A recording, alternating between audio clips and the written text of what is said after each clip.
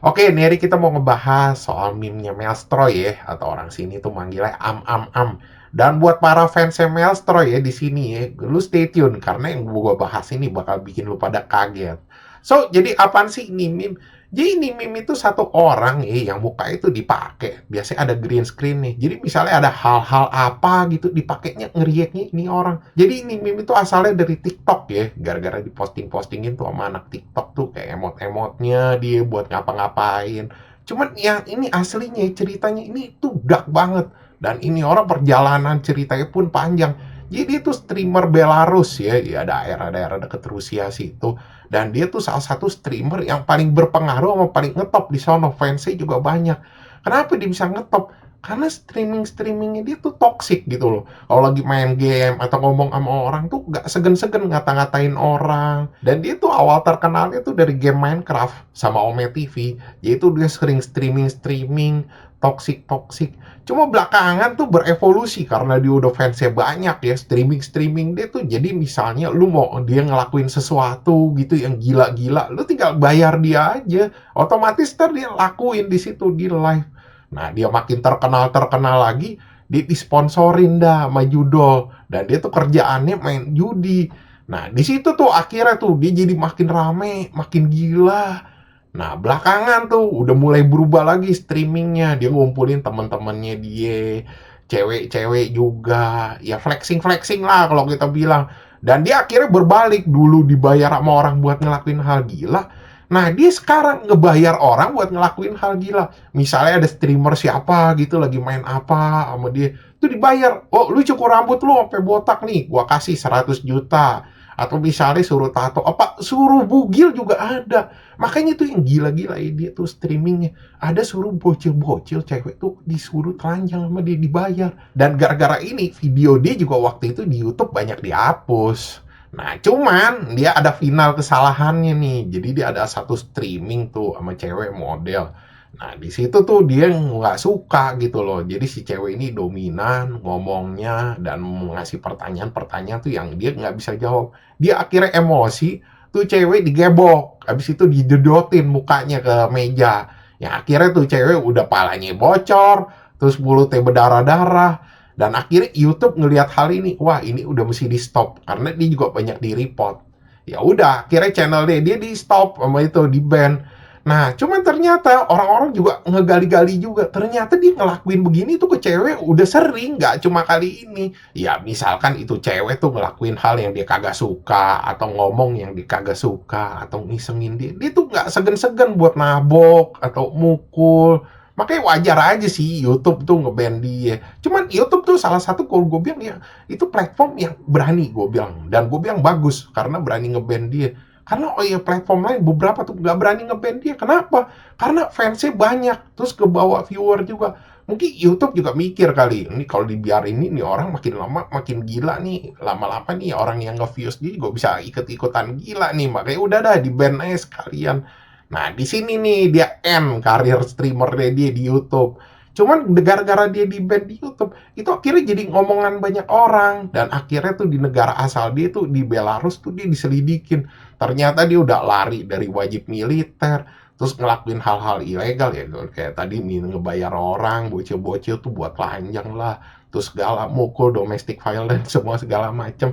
Akhirnya dia jadi kayak buronan di sono.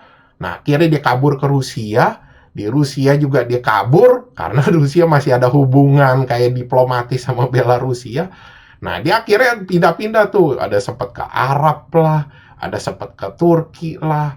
Dan streamingnya sekarang masih sama aja. Nah, cuma pas di kabur-kaburan gini, itu tuh streaming dia tuh di Kick sama di TikTok itu udah downtrend jauh parah banget. Jadinya orang tuh yang nonton tuh udah sedikit. Coba belakangan 2024 naik lagi nih gara-gara meme. Meme ini nih yang kalau gue bilang pemicunya dia bisa naik down lagi. Orang jadi akhirnya nge-follow dia lagi, nontonin streaming dia lagi. Dan meme-nya itu pun gue berpendapat nih sama beberapa orang di Reddit kalau meme itu terlalu aneh. Jadi itu kayak akun-akunnya itu ya fans-fansnya dia atau gue bilang sih kayaknya jangan-jangan bukan fansnya dia. Emang dia tuh membayar orang tuh kayak buat nge-pop up dia tuh lewat meme. Dan itu abis itu postingannya di boost. Akhirnya orang pada nangkap juga, dapat juga. mereka ikut-ikutan dan akhirnya nama dia sekarang naik lagi. Dan sekarang dia makin gila ngelakuinnya. Ya dia kan banyak duit banget sekarang tuh dari judul ya.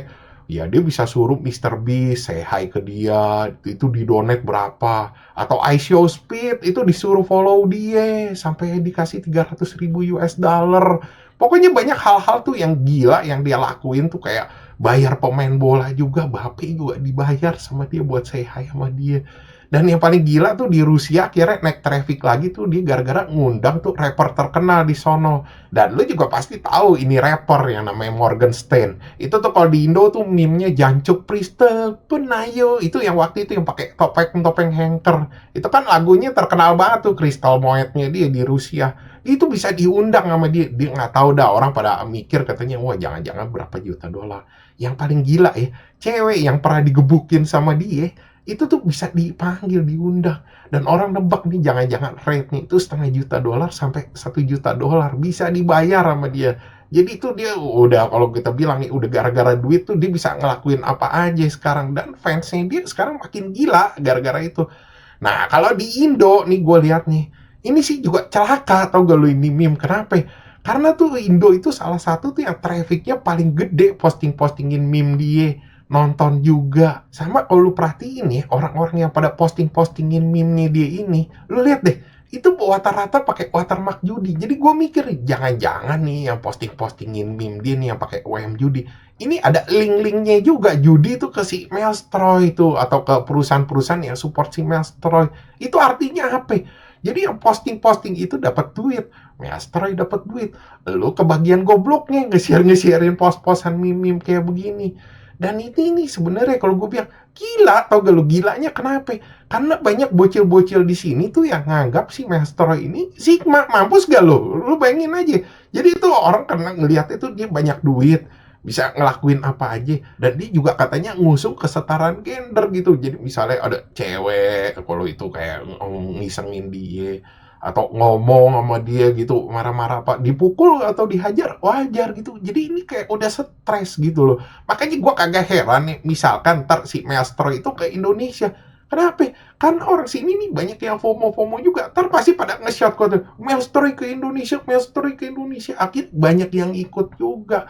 Kan dia juga pasti ngeliat dong, oh gue trafficnya nih paling banyak dari Indonesia. Ya udah gue ke Indonesia aja biar nambah follower. Lumayan juga buat promosiin judulnya dia.